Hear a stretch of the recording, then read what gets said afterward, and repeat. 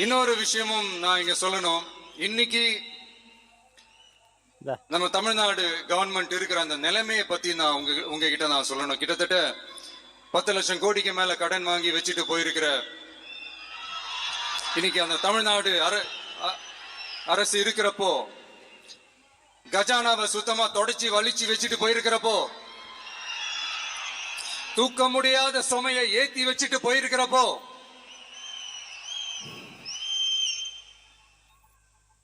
அப்படிப்பட்ட ஒரு நிலைமையில தான் இந்த பொறுப்பை நம்ம கையில எடுத்திருக்கிறோம்.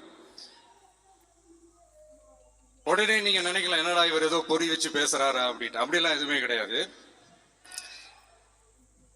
உள்ள போய் பார்த்தா தான் தெரியும் எது எந்த நிலைமையில இருக்குன்னு. என்ன இருக்கு, என்ன இல்ல, எது எந்த நிலைமையில இருக்கு, எது எந்த நிலைமையில இல்ல.